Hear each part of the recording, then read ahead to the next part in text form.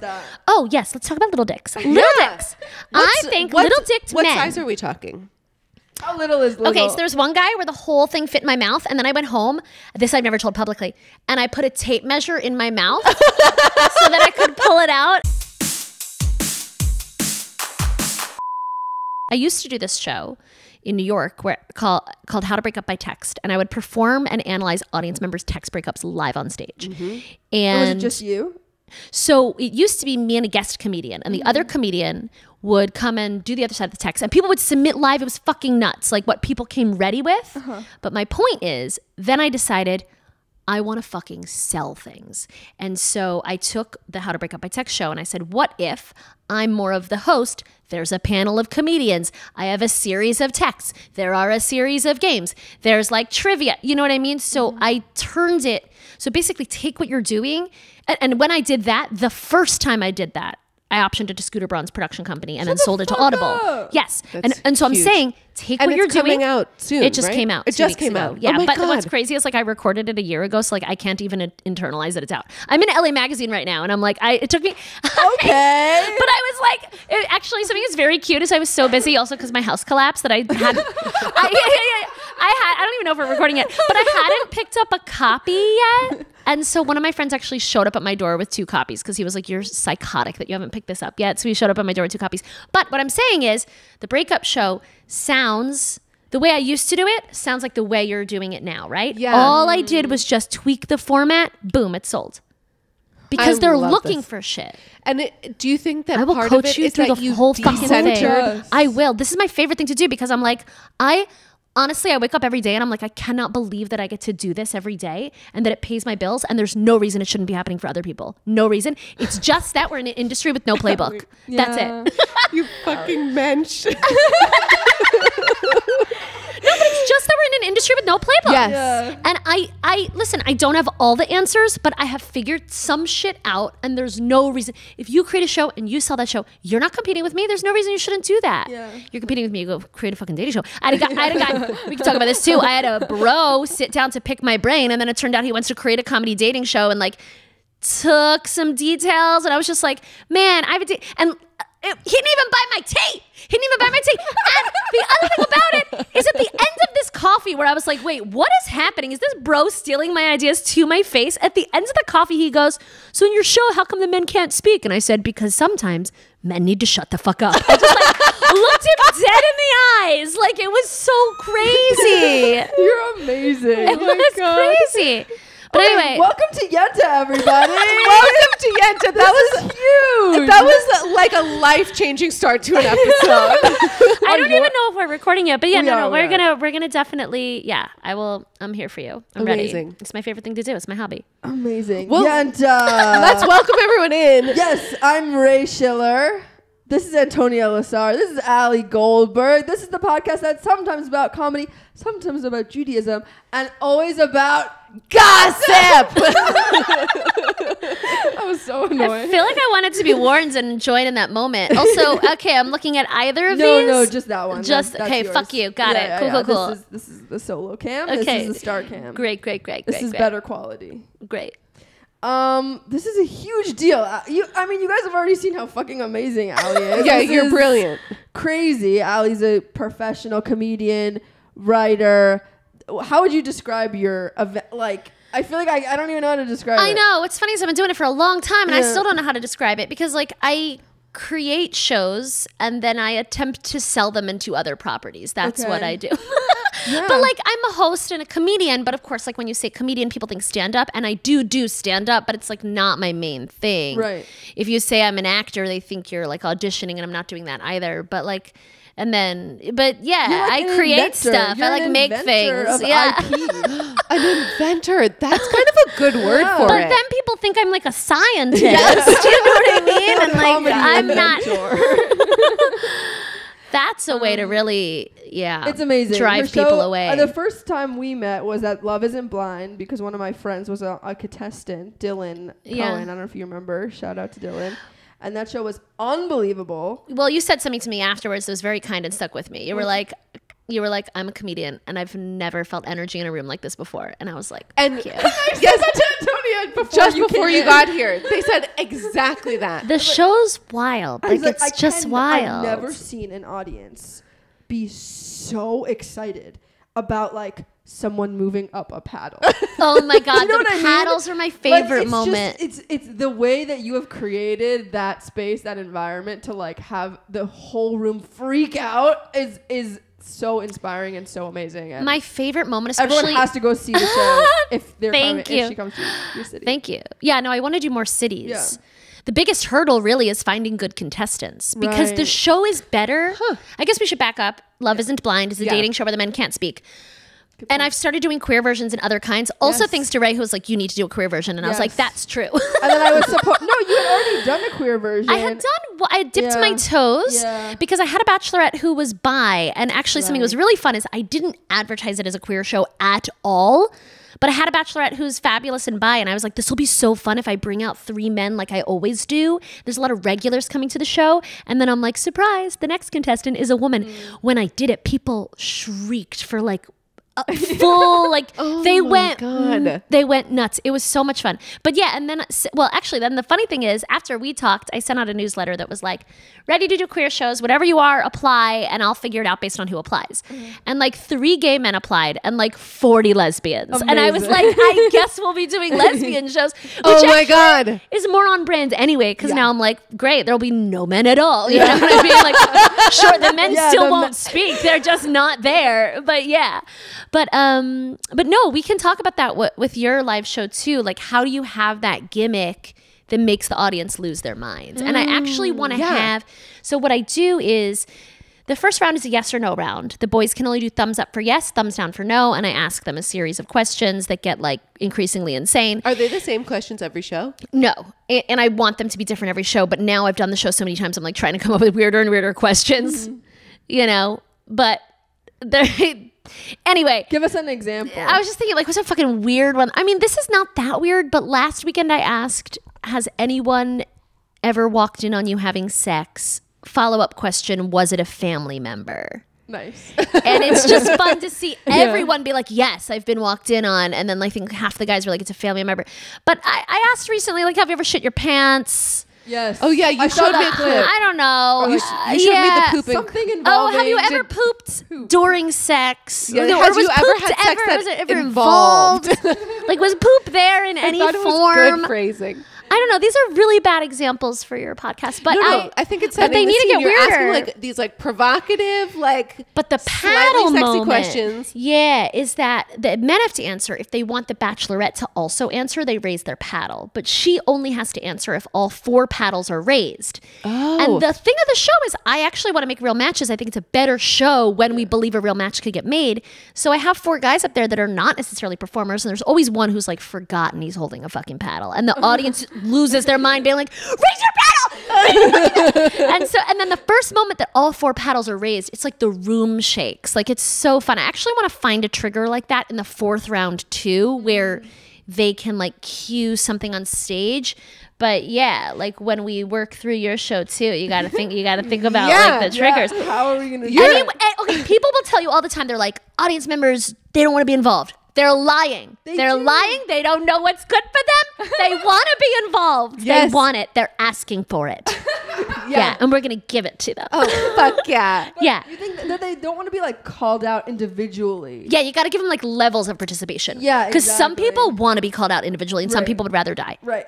Yeah. What is it like? What is it before the 4 paddles get raised Yeah. and the room explodes? Like, that's not a typical reaction. Like, Yeah. you are doing something to get the room Yeah. to a point where they will explode when 4 Yeah. paddles are raised. Do you have any idea what that is? Well, I think there is like, there's always 3 paddles raised and they're waiting for the 4th. But also I do, and hopefully you felt this when you saw it, I do, as soon as people enter, try to make it feel like a safe space, and like a joyful, silly space. Like, this show is not a roast show. Yeah. Like, I don't want the men to it's not about making men feel bad. The joke is that the men can't speak, and it is a feminist gimmick, but I want the men to have an amazing time. My job is to make sure everyone has fun and that they get dates. And at the start of the show, you have a really beautiful way of just making everyone feel warm, and you have like the little bracelets where people who are in the audience can be like, I'm single, I'm looking for people, I'm bisexual, I'm whatever. Yeah. And I think people already feel just like invested. Yeah, from, like, I want them to 5 feel minutes. like they're a part of it Yeah. from the moment they enter, and I think that feeds into that paddle round. But it was so cute because your friend Dylan, I'll never forget the look on his face when I took his phone, because in the 4th round I searched their phones. Because he's so sweet. The look of just, please, like he couldn't speak, but it was like, if you, and I just wanted to hug him and be like, it's fine, I'm not going to throw you under the bus, but like I'm literally hosting the show in that moment. So I just took it, but like my goal is not to throw anyone under the bus. But I want them, I want the audience obviously like to feel that fire, and like I might, and like there is some danger. And for me, I have like an intake process with the contestants, and like I do try to suss out what they'll be comfortable with. Yeah. Oh my God. Intake is fascinating. Yeah. Speaking of your namesake, Love is Blind, which has an insane intake process that I think is ineffective. How do you how do you structure yours? Yeah.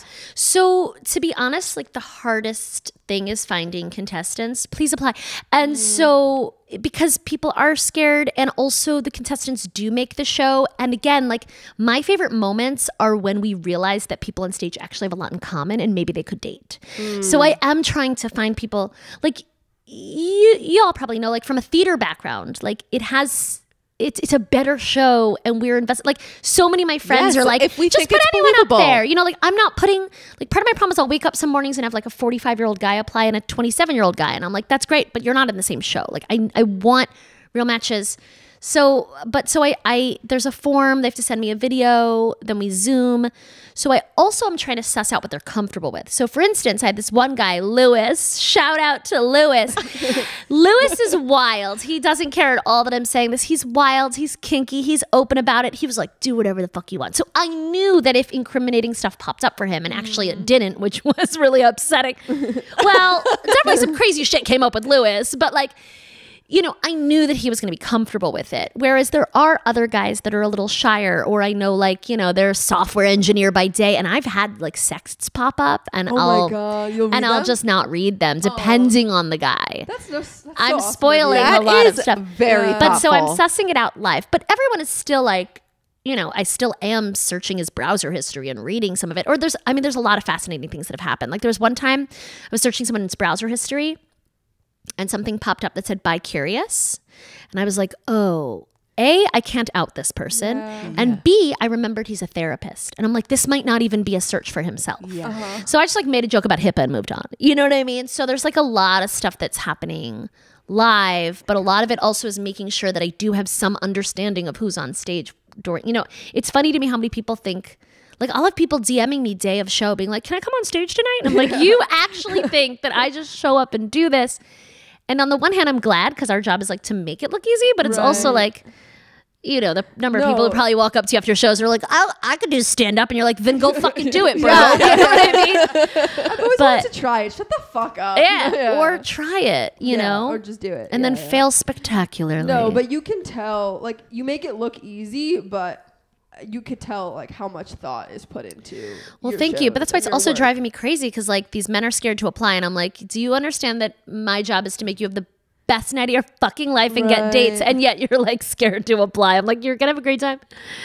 Anyway, So every man listening to this, Yes, of which there are and so women, many. and honestly, I'm going to be doing more queer shows too. So definitely apply. I haven't done a gay man show yet, and I would like to, even though it's a little, I mean, there would be men speaking, and I'm definitely doing, I'm definitely doing more like bisexual and lesbian shows for sure. Those are in the works. And I've had a lot of requests for a poly show. Oh, So I want to do a love poly that. one soon. Yeah. The dilemma is, how it's like, would the structure you can be go for home that. with as Figure many that out. people as you want. I know. Well, but that's kind of how it is for queer shows too. It's like contestants could leave with each other, and I want to just kind of lean into that. But yeah, I'm brainstorming some new stuff. So are you also trying to sell Love Isn't Blind?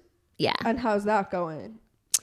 Or can you talk about it? I am not sure what I'm allowed to discuss. Okay. But I have optioned it, and I'm pitching networks, and so we can talk about that to make it into a full reality show or into a full TV show. But it's like, you know, it's LA. I'm still aware that's a long shot. Yeah.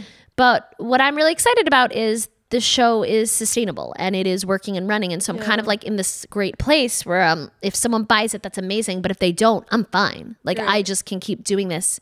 And I've started hiring people for it, which is crazy. So I have... Wow, who have you hired? Well, I have a freelance editor and I've had him for a while now, Connor. He's the only person that's been with me since the very first show. I just randomly connected with him freelance. But just last week, I finally also hired a freelance event planner. Okay. So I'm hoping she makes my life easier. I'm hoping she ends up paying for herself because basically I want to do more shows, but I've hit a wall where I can't because it's like for me to do 4 shows in for me to do every weekend means I have to find 16 men, 10 20 contestants overall in 1 month. And that also means I got to talk to 16 moms. Yeah. So like, cause I call their moms live on stage. So like, it's just... So I need someone more. So anyway, if I sell it, great. But it's also amazing to be like, this is working and running and fuck you if you don't want it. You know what I mean? Yeah. Yeah. Amazing. But I would love to sell it. Yeah. What's your dream with like what your creativity in general? Ooh, I mean, honestly, I love what I'm doing. I would just like to do more of it. Like, I just want to do more. Like, I want to do more shows. I want to create more shows. I'm actually starting to workshop another format, which is Comedians versus AI, Stage Against the Machine. And I'm very excited about it. Oh, panelists. Okay. So, and it's comedians playing games against AI. And the rounds start out pretty straightforward, so the audience can kind of get on board with what's happening. So for instance, in a previous show, my first round was Kanye or nay, and you had to say if Kanye tweeted it or ChatGPT wrote it, and I gave the comedians little signs that said yay or nay.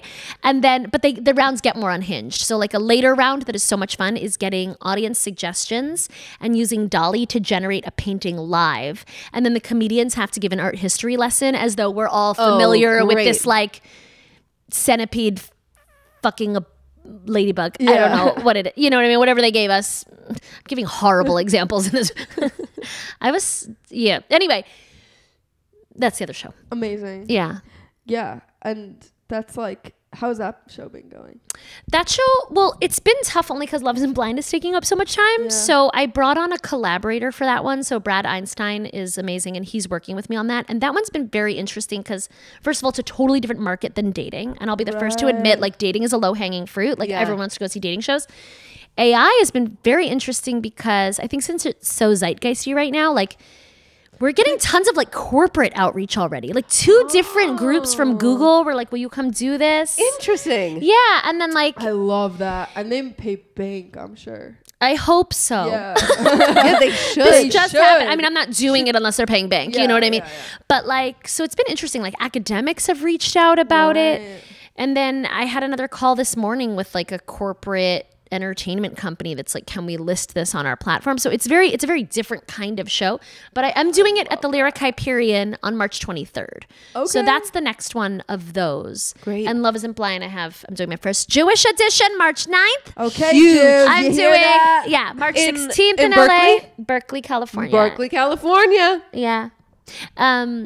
It's great because this guy from college, who the last time I saw him was outside of the Orgy Dome in Burning Man, he is now like a rabbi, I guess, and which is fun too because he's brilliant. He's brilliant. I mean, he's still a burner. Like I feel like I can think of like 5 rabbis who fit this description. Yeah, he like does the sermon at Milk and Honey, which is like the Jewish Burning Man camp. He's like this huge thing. Oh, who is he? He was raised Orthodox. But he's like this magical Burning Man experience for me because I ran into him outside the Orgy Dome, just was like, Svika? And he started telling me this story about this half-brother in Israel who got in touch with him and is like trying to escape the Orthodoxy and how he helped him like create a resume and get into like a tech program. And it was like this unbelievable story and like the backdrop of Burning Man. I don't know if I'm giving away too much, but like it was amazing. And anyway, he reached out and he's like, we've been following your clips. We love them. Will you do a Jewish version? And I was like, I've actually kind of been thinking about a Jewish version. I wanted to do a version on Christmas Eve that was all Jews, and at the end of it, I just roll out a Chinese food buffet. That's amazing. But I didn't end up doing that for a lot of reasons, That's and amazing. it's good that I didn't because my house collapsed on December 20th, that's right. and it would have been a disaster. But anyway, so Svika was like, would you do a Jewish show? And so we hopped on a call, and his colleague was like, how dirty does the show get? And I was like, pegging, psychedelics. And she was like, that's fine. Will you do the show in the sanctuary? And I was like, you mean with the Torah? And I've been joking that a dream I didn't know I had was both unlocked and achieved in the same moment. And then, yes. And then this week I was like, can I hide an afikomen? And the prize is a bag of mushrooms. And they were like, sure. Like, it's going to be wild. Also, definitely the winning couple, we're going to lift them up in chairs. Oh, I'm also going to do so the yes, no rounds, I'm going to also have them hold up 10 fingers and be like, scale from 1 to 10, like, how's your anxiety? How disappointed is your mom that you didn't go to law school? Can you digest dairy? Like, just a bunch of like inside Jewish jokes. Yeah. I'm really excited. I could be there. Why Berkeley? Oh, because they asked. Yeah. I haven't fleshed this out yet, but I think I'm going to do a thing. So you know how like when you saw it, Dylan had to write like a poem about the date he was going to take her on? I think I'm going to tell the boys to do a 3-part date. And in between, I want the whole audience to, I'm explaining this horribly. I got to work it out in the next week. But in between each verse, I want the whole audience to be like, die, yenu, die, yenu. Because it means like it would have been enough, right? So if it's like, if you'd only meet me for coffee, die, yenu, die, yenu. If you'd only meet my dog, die, yenu. Like, so that's my plan. I think it's going to be so fun. It's just going to be a bunch of inside jokes, basically. I love this. Calling their moms, I'm changing nothing. I'm calling Jewish mothers. You know what I mean? Yeah. This is amazing. Also, we have so many Jewish listeners. What is your relationship to Judaism these days? Like, how Jewy are you? What are your thoughts? What do you like about it? What do you not like about it? Well, interestingly, I was always like, I'm never going to do a Jewish version. And I'm a big fan of interfaith dating. And then October 7th happened and shit started getting really weird, right? And like, I think we're probably in agreement in this room. Don't love how Israel's handling it, to say the least. Things are very bad. I very much support a Palestinian state. But why over here in the US are people now shitting on Jews? Like, this isn't adding up for me. Mm-hmm. So I think we've all kind of been like going a little inward towards our community. And then I was like, wow, a Jewish edition would be so fucking fun. And it just broke. But for the first time ever, I started wearing a Star of David. It broke last night. I bought it on Etsy and I was like, this broke. I was just wearing it. Can you send me another? But yeah, no, things are really, really bad right now. Just like the erasure of Jewish history, like, I don't know. I have a big problem too with how like Zionism is a dirty word. Like, you can be very upset about the situation. You can be very upset with how the Palestinians are being treated. You can be very upset with this war and the bombing and all of that. But like, Zionism started simply because the Jews were getting their shops burned down and looted because they had nowhere to go. And they were like, I guess we'll go back to Israel because nobody wants us here. That's what Zionism is. So people making it a dirty word and saying it's racism or saying it's white supremacist colonialist. I'm like, Zionism is literally the idea that the Jews need a homeland, because whether or not we are in power now in this situation, and we are, right? In the middle, that's the dream of Zionism, is that Jews are now in power, right? So Jews are in power now. And I think there's also like a lot of generational trauma where people don't realize that they are. But Jews are in power now. But you don't ignore the centuries of history where Jews were completely powerless, and that is why we have Zionism. The end. Do you know what I'm saying? It's just like, it's not. Oh, you're so amazing. Every question, you just like take it and you run. I know. You're like, no. But I'm also like, and people are like, oh, it's not anti-Semitic to be anti-Zionist. I'm like, really? Why is it that Jews, a historically oppressed people, whether or not they are oppressed now, are the only ones that you don't think deserve a homeland? Because how is that not anti-Semitic? Well, okay, this is an honest question, because I feel like I just don't understand a lot. Like, how come Jews deserve a homeland, but like all the other refugees from all the other wars They arguably do, don't. right? They do, right? I think anyone who's oppressed deserves a safe haven, right? And so Zionism was the idea that this safe haven should be a country. But I think any oppressed people deserve a safe haven. Now that's the Palestinians, right? So like, I do believe everyone deserves a safe haven. And when people say that Jews don't, you are just looking at this exact moment in time and you are ignoring centuries of Jewish history. I guess the question is like, does safe haven, does safety equal your own country? That's Not an necessarily, interesting question, not necessarily, you know? but now we have one. And the idea of dismantling it is crazy to me. Yeah. Yeah. Like there's so many people that are like one state solution. And I'm like, that's just ignorant. Have you ever been there? Yeah. Like logistically, that just doesn't, we're going to dismantle the Knesset. Like it just doesn't make any sense. So we need to deal with the reality on the ground, which is like the policies in the West Bank are abysmal and horrible and they're continuing to take land. I mean, this is all true. You know what I mean? And the Palestinians are oppressed and they need their own country and they needed it decades ago. But like, you know, yes, you could argue, was this the right solution to Jewish oppression? Perhaps not. But now it's here. Right. You So know? that's kind of my question because I'm Now I'm getting canceled, except for I have nothing. I'm not going to talk anymore. yeah. But about here's the thing, right? How terrible is it that we are worried about being canceled for having opinions on our own heritage, right? Yeah. You're not allowed. Also, you're literally saying in this whole thing, the Palestinians deserve the right to the state. What the Israeli government is doing is terrible. Right. Like you're but saying, people will just take the But parts they want to hear, yeah, you know? yeah. And people, that's the huge thing I learned on this is that people don't really listen to anything you say. They just assume what you mean based on their or previous opinions. They just want you to agree with them. So Yeah. going back to what you posted, which you might Yeah. not want to talk about, which I thought was We talked about- beautiful. I talked about it on the pod. I thought it was beautiful. It was Yeah. very much about like, let's see this middle ground. Let's see this gray area because there is, whether or not you want to believe it, there is veracity in both sides. And if love we that word. ignore that, Yeah. that's crazy. Like, you know what I mean? Both sides have a narrative. Yeah. Something I think is really interesting is in South Africa, I learned that there's this, this is so dorky, but I don't even know why I learned this, but I was just, I don't know.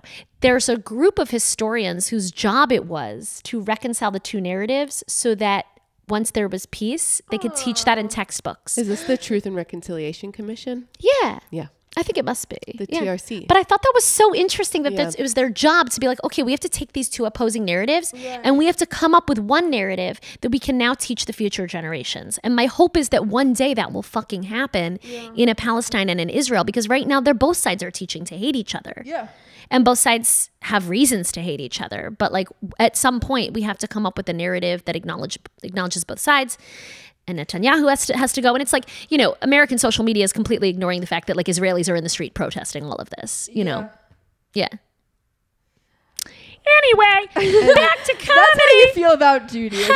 Who likes my onesie? It's got mushrooms on it. It's also interesting that I asked you about Judaism and you And I went talked about political. Israel. I know. I feel very culturally Jewish. I think God is most likely not real. You know what I mean? Sure. Not Yeah. a requirement. Yeah. I, Are you guys Jewish? I feel similarly. Yeah. I don't know if I feel like God is not real. I don't think like the Orthodox God is real. I think there is like a spirituality, like some kind of higher something that like explains the magic that there exists in the world. Like even the magic that gets created in a room in like Yeah. the shows. Like to me that feels like a higher power. Yeah. And maybe that's being like wah. I mean, I like that interpretation. Yeah. But to me, that's so different than like the God I was taught. Exactly. Yeah, I yeah. don't. And I you, don't, yeah, I yeah, don't yeah, feel yeah, that. How did you grow up?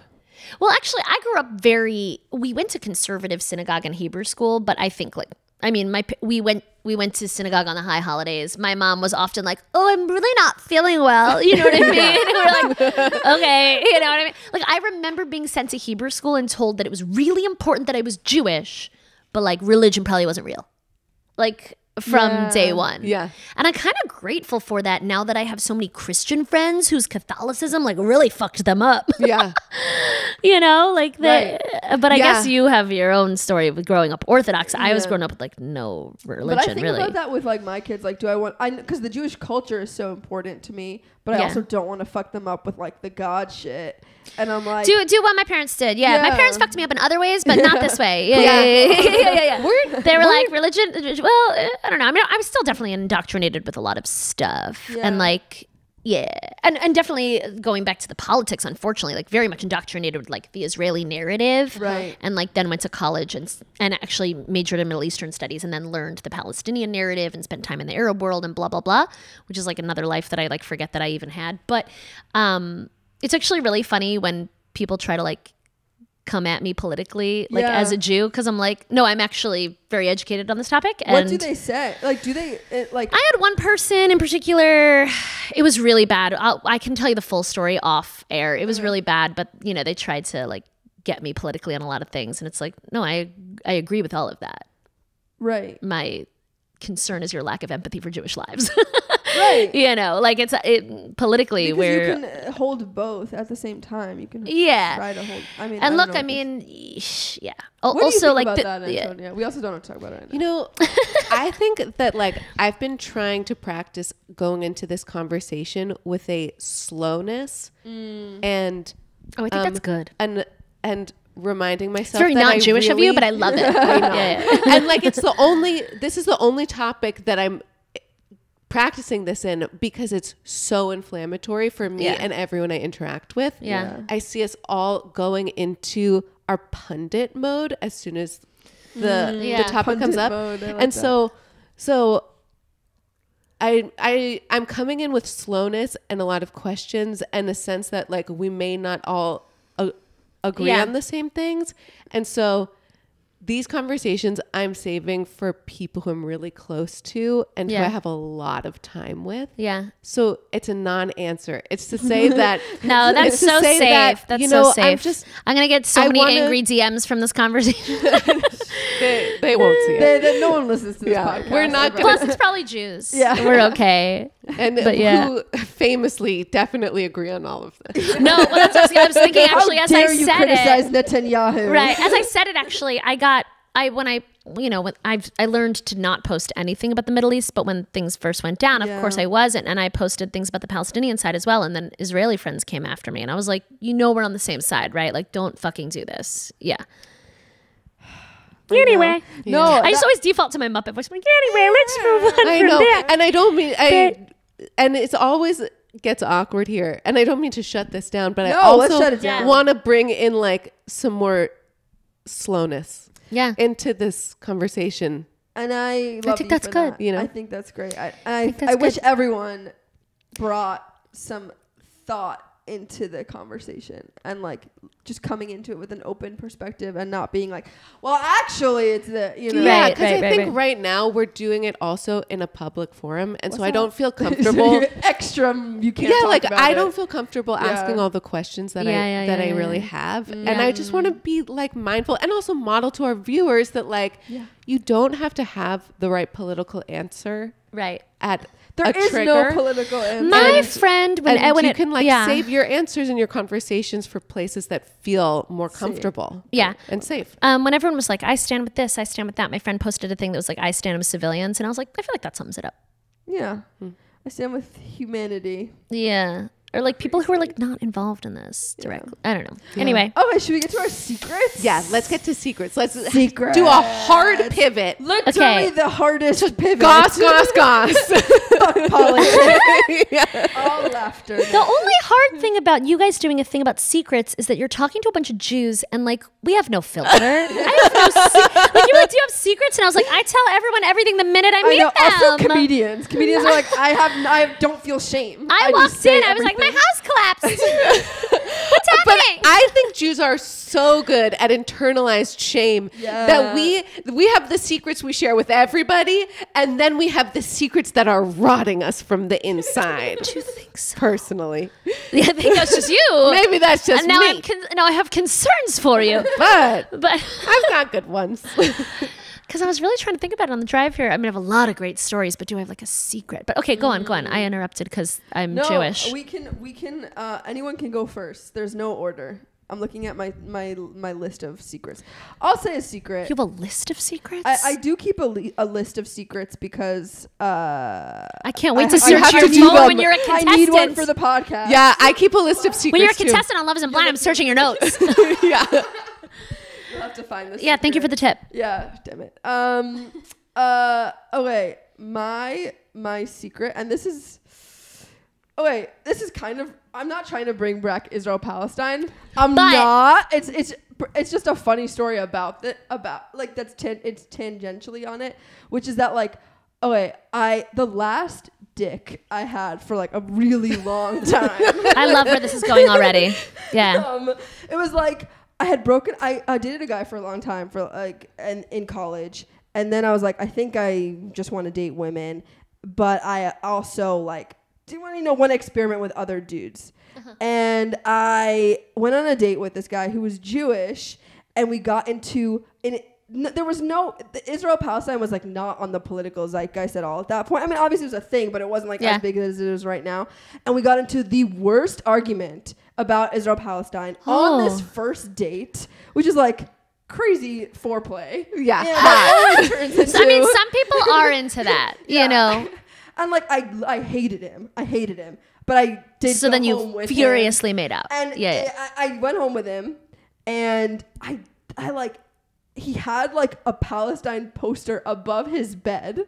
Wow. Which is just like, oh, that's crazy. That's crazy. Now it makes sense that you got in an argument about it, because that's his kink. This was a core part of his But mission. also, like, that's wild for you to. That's wild for you as decor choice. I get for it. a Jewish boy. I get it.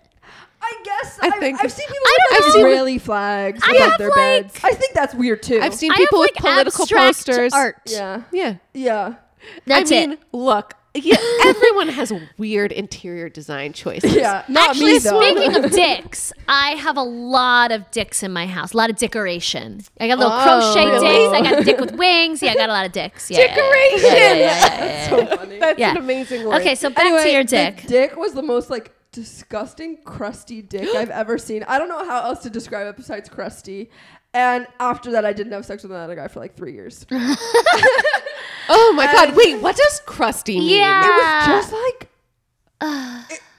it's like literally like looked like kind of crusty. Like it had Unclean? like I'm picturing like crumbs. Yeah. Oh, that's It and was you. so gross. And I didn't. Ugh. No, I didn't sleep with him.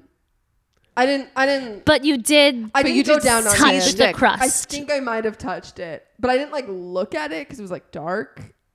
But I mean, I didn't see. Maybe fully. it was dark enough that it wasn't crusty. It was just a lot of shadows. A very shadowy. Sure. Think Yeah. You know what I mean? My understanding of Shadowy the dick. average man's hygiene is such that I think it's more likely It was crusty. It was crusty. And then he gave me a book called Queering Palestine, and then I never spoke to him again. Wow, was it a good book? I never read it. Wait. I flipped through it, but I don't remember. I don't know. I think I just took it for the bit. And Now I but feel. the reason that I just want to make it clear, the fact that I thought he was gross was not related to the Palestinian thing. It was the just dick. the It was crusty the dick. It was the Right. dick. But it was the funny that dick. there was this extra level, and I still went home with him. So Yeah, we've all been there. yeah. We've all been there. He was like, yeah, that's all. I have a lesbian friend who was like, dudes are just gross. Like, they're hairy, they smell. And I was like, I can't argue with that. Yeah. But unfortunately, I'm so straight. But like, I was like, I see your point for sure, you know? Yeah. Yeah, that's my secret. Honestly, you could do better. You know what, Allie? Who hasn't seen a crusty dick? You know what I mean? Level it up, I Ray. feel so connected with you right now because when I first started this podcast, every time someone would have a secret, I'd be like, you could do better. That was not good. Like, you know. But you don't understand. I have... Says the girl who's How like, many- I have no secrets. I don't know. This is our 41st episode. Or 42nd. You're gonna. Well, you know what this I means. had to No, do a You secret have needed to every- share so many No, secrets. what you need Can't to all be do. tens. No, they can. You got to do more shenanigans. You got to start doing fucked up shit for the secrets. That's what you got to do. You don't think I do that? Do the weirdest shit you can think of. Be like, this is for the podcast. You know what I mean? Start responding to Craigslist ads. Oh my God. I would love to respond to some dominatrix ads. Like, I want to get paid to step on a man's testicles. That You feels should. win-win-win. You're making money, you're stepping on a man's balls, you got a story from it, you can come on the podcast, share that secret. It's great. Well, you should do Yeah, that and then okay. come back on the podcast. Are you secretly, are you not telling people things though, just so you can save it? You mean in real life? Yeah, you're like, can't say it. I gotta save it for the pod. Antonia, I'll do that with Antonia because Yeah. I want her live reactions. I know, like I regret telling you about the afikoman and the mushrooms pre-recording. Yeah. because Ray's you guys favorite thing- screamed, you know what I mean? It's true. That But was a here good it's like, reaction. No, it you was know. still great. The listeners were screaming at home. Okay, great. We can't have. Great. That's actually what's great about podcasts. I'm like, they're loving this. You just can't hear them, but they're loving every second of it. Yeah. So great.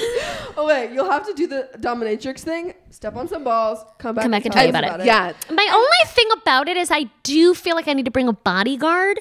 I had an old roommate, Connor, who was like different Connor than my editor, who was like strapping Irishman, tons of abs, so many abs. And I wanted to do like crazy shit. And I was like, will you like be here for it? And he was like, no. And I was like, fuck. Because I wanted to, there was a guy who offered to be my like houseboy. And on like Hinge or Ooh. something. And I was like, tell me more. And he was like, I'll cook and clean for you. And I was like, Connor, what if we have a guy come cook and clean for us? He'll be in his underwear. You'll be around with your abs, and I'll just be here. He was like, no.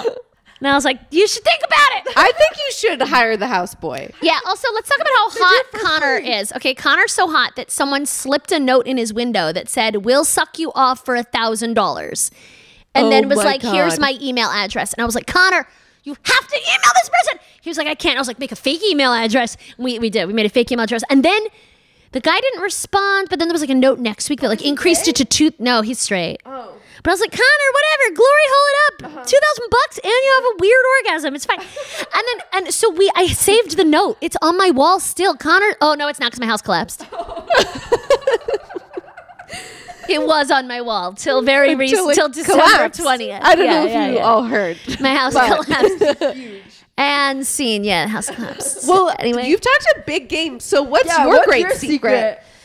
I know I talked a big game, but here's the thing. Have you not noticed I have no filter? I say everything I'm thinking. I have no secrets, but I have great other people's secrets.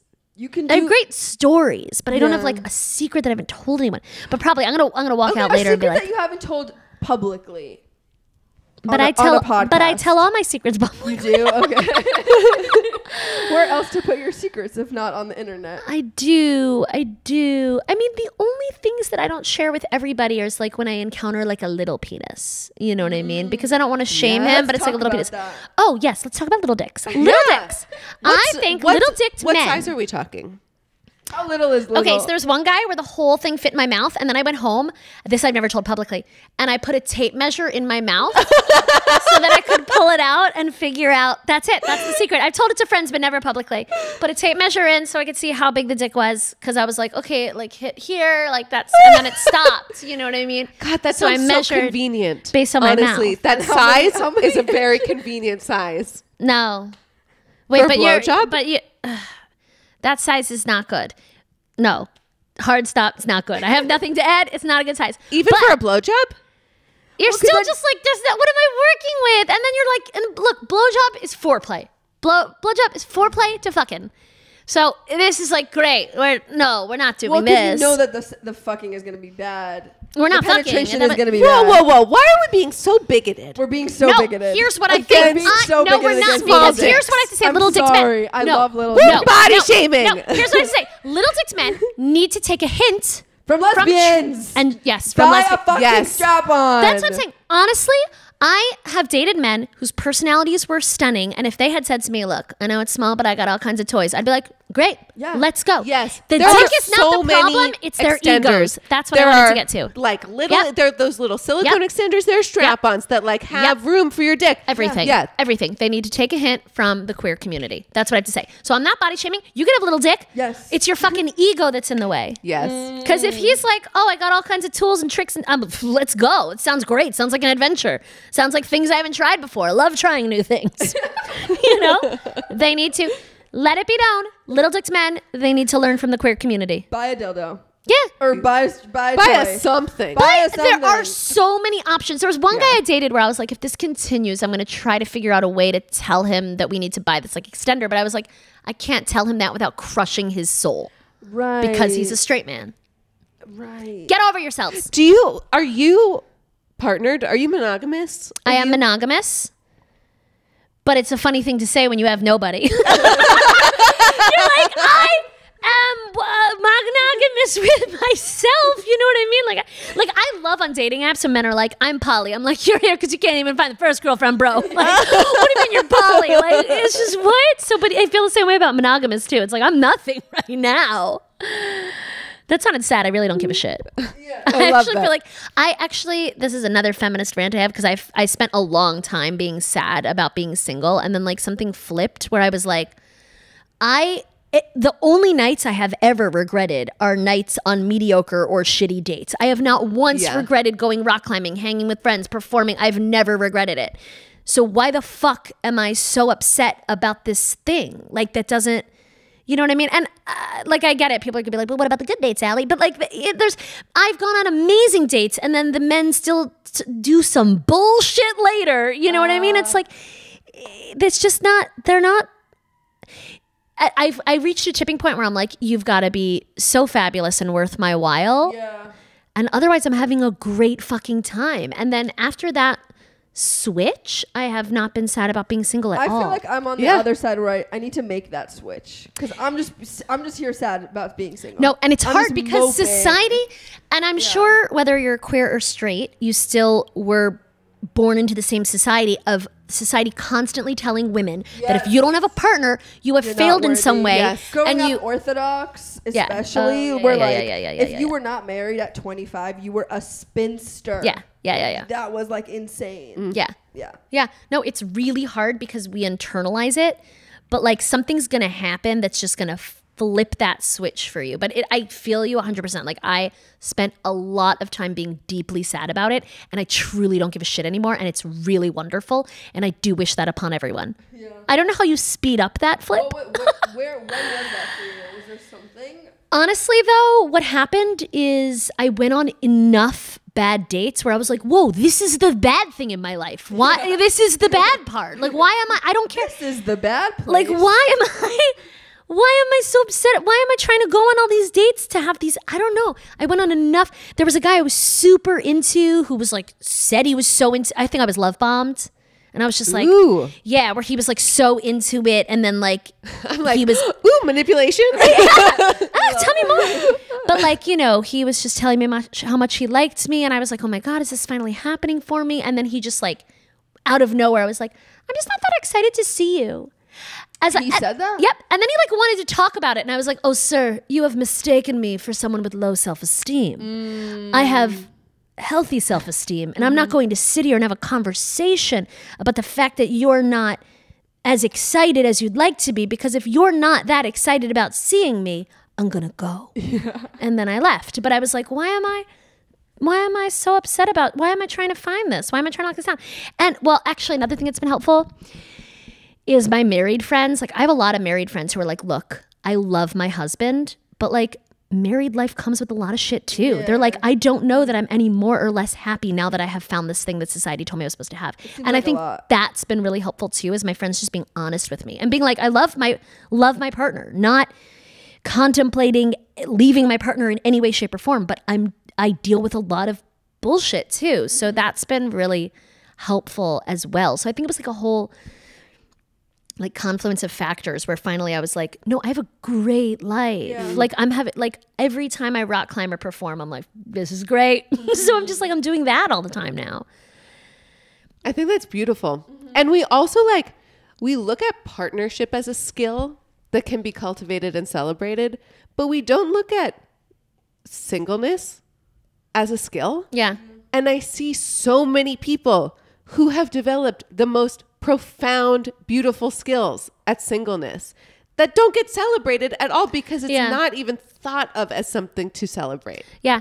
I also have a friend, shout out to MJ, who's amazing because she is married. And so, and she's very vocal about like, why is this the thing we celebrate? Why is this the thing we have the registry for? Why is this the thing we have the party for? And I appreciate so much that she does that, because if I were to say it, it's like, oh, sad single woman, right? But she's married and she's like, this doesn't make any sense as a society. And it doesn't. And it's like, and it also doesn't set up partnerships for success. Yeah. When you're only celebrating them in a very certain way. Yeah. Yeah. I agree. And I think I would probably be an asshole if I met my person really young. Like, I would have like not looked at myself at all. You know what I mean? Yeah. So yeah. That makes sense. Have you seen Taylor Tomlinson's special? I haven't. She has a bit where she got engaged, and they broke off the engagement. She put on the ring, and she was like, "Am I just better than everyone?" Yeah. But then that's what society. I mean, that is like so wild that's even a premise. thing, You know what I mean? Yeah. But Right, especially, I so think, we're gonna with work on women. your show and your flip. Thank you. I know. Oh my gosh. The flip. I am You're around. ready. Just be my life coach. I'm ready. Yeah, literally. You should sell life coaching too. No. Yeah, no, But here's the other Just thing is coach like me I don't. and us on I our also show. don't have any. I don't actually like. I just have one person's opinions. Let's be very clear. But like, I love it. Like getting other people to like create shows and like have the best time. You know, you want to rock climb too? That's I'm actually really obsessed. gay. I'm obsessed. Yeah. There's the whole Do you queer know- culture with rock climbing. Okay, The so finger strength Yeah. situation. okay, so I didn't know, and then I started doing queer shows, and I was like, oh, everyone here rock climbs. I was like, oh my god, I have so many new rock climbing buddies. I've been going to the gym for years, having no idea. And at the queer show that I was at, she literally did like a Two finger pull up. Oh my That was God. insane. That's Yeah. insane. and It she was is also insane. rock climb. She's a climber. Yeah, We have to go soon, right? it's so sad. You have your Oh yeah. yeah. I wanna Well, make Well, sure- we should I plan have the ano- next time we're gonna hang. We don't have to Amazing. record it, but we Well, can your still do birthday. that. That would be great. Oh yeah, you guys can come over on Saturday. It's on Saturday. I think I might be busy. We'll figure out a Okay. time Well, when okay, we're I not thought this was publicly going recording well. a podcast. I'm just kidding. And you're out we'll of town. text. No, I'm in town you're in town. Saturday, but I have a friend that's visiting, so I'll just bring. Bring your friend. Bring your friend. Okay. It's literally, I think I told you, it's a BYOA. It's a bring your own Yes, anything. I Yes. love that. You can bring concept. a friend, you can bring drugs, you can perfect. bring food, you can bring drinks, you can bring paints, you can do it. It's a BYOA. I will be sitting there. I think I want to get myself a caftan. You know what I mean? Yes. I want to just be like in a sexy blanket. You know what I mean? There's Just like, an- hello, Yeah. I'm not homeless anymore. You know, that's it. That's the theme of my birthday. Is like, I have walls. The uncollapse. Yeah.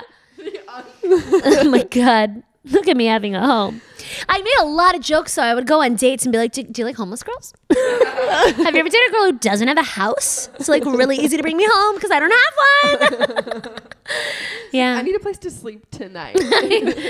Oh my God. Although truly, it was kind of amazing, the number. It was a really great testament to something you were saying earlier about like the LA community and the community I've built here. Like when my house collapsed and I posted it on my story, like my ceiling's on my floor. The number of people, because also it happened December 20th. So the number of people who were like, I've already left for the holidays. Yeah. Here's the code to my Yeah. building. Like it was kind of incredible. That's so I didn't beautiful. actually sleep with any strangers during that time, but you know, probably should have. Should have. Yeah. Certainly. Yeah, definitely. Just to do a little house tour. Yeah. Do you have a secret you want to wrap us up with? Hell yeah. Okay. Okay. It's not vulnerable, but it's very juicy. Ooh. So I have a friend who I have known has been hosting sex parties for gay men for a while. I love where this is starting. I know. And he's told me about this, and like it sounds like a great part of his life. I'm like thrilled for him. And like, yeah, it's like a beautiful blossoming I'm witnessing in him. So that's one thing. I host Shabbat dinners like every week basically, and he comes to quite a few of them. And I have noticed that at every single Shabbat dinner I host, and also I'm in West Hollywood, like 50% of my attendees at Shabbat are gay men. It's like, How do I all get invited? All my neighbors come this week. All my neighbors are gay men. Like there's so many gay men. At basically every Shabbat he's been to, I have watched him know another gay man in the room. The first time it happened, I was like, oh, Who he's already fucked. look, they know someone, you know? And I've also noticed that every time I ask, like, oh my God, you know each other? How do you know each other? I always get this vague response. Oh, you know, around. And this has happened now probably 5 times. At first I was like, I think I'm just like projecting, like maybe I'm just like projecting stereotypes about queer men here. I'm like, I'm being No, problematic. I want to do But- a gay man show, and everyone's like, they've already fucked They'll each other. already know each other. Yeah. And now it's happened so many times that I'm like, I think I know what's happening here. Isn't that juicy? That's amazing. I know. It's beautiful. Have you confirmed it? No, I haven't yet. Okay, so this Well, is you real. need to go confirm it. Yeah. Have Sounds him like on it's the a pod. pile on. Yeah. Sounds like your Shabbat dinners could really take a turn. They really could. You know? There was one Shabbat dinner where it was me and all men, and there was a moment at the dinner where I cried for some reason. You know me. Love a cry. I love a Yeah, cry. we love a cry. And- where was it in between And it was songs? just all softies. And yeah, it was in between songs. Exactly. And all of the men in the room came and surrounded me. Like me in a cocoon of 10. Oh, that sounds great. 10 That sounds entirely great. queer men. Just like hugging me. This is and the like thing. There's something. humming. Yep. And I Great. was like, Great. whoa. Great. You're healing masculinity. Yeah. It was so Positive beautiful. masculinity. Yeah, I yeah, yeah. know. That is beautiful. That's a really nice way to end the pod. Yeah. That's a good story. Okay, so Oh, to wrap this up, I'm Antonia Lassar. My Instagram is at Antonia Lassar.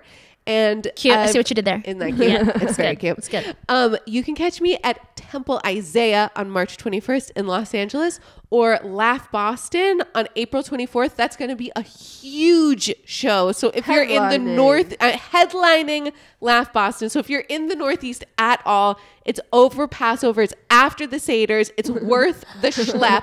What are you Come to doing at Laugh Temple Boston. Isaiah? My stand-up hour. I do. You. What? They all know this. Okay. Okay. But okay. Wait, Wait. What day tour again? Jewish What day? stand-up What comedy day? to synagogues. It's like my gig. March 21st. So right before your show. I'm in town. I can go. I'll send you the invite. Yeah, yes, send me I'd the love invite. you to be there. Yeah. Wait, I'm like, what do I? I have a show 2 days later. But no, I'm here. I'm like, what do I have on this? Yep, I'll be there. Great. I need to go. I need to check my calendar because I do this and then I check my calendar. I'm like, I'm lying, but Yeah. I don't see why I couldn't. We'll discuss Amazing. after. Well, Yeah. Ali, I'm gonna be there. I'm The gonna be famous there. Ali Goldberg will be there. no. And Okay, yep. so that's me. I'm Ali Goldberg. On social media, I'm Ali_Goldie on all the platforms, ALLI_GOLDI. If you live in Berkeley, March 9th, I'm doing a Jewish edition of Love Isn't Blind. March 16th, I'm doing Love Isn't Blind in LA. March 23rd, I'm doing Comedians vs. AI Stage Against the Machine. April 5th, I'm doing Love Isn't Blind in New York. And then I'm doing Comedians vs. AI Stage Against the Machine in San Francisco. You know what? You can go to AlisonGoldberg.com/calendar. So many days. Hell yeah. She's booked. I gotta God. promote them, you Yeah, know. no, it's amazing. I'm trying. I'm Ray Schiller at Ray Schiller. Go on my website for shows. I don't See, wanna that's a do better that. way to do it. Yeah, That's a better way to do it. RaySchiller.com/shows. Yeah, that's good. That's Crazy. good. All right. Perfect. Thank you All right. so much, Ali. Thank Thanks you for so having much. me. And our new sign off is stay horny. Okay, wait. One, two, three. Stay horny. Okay, great.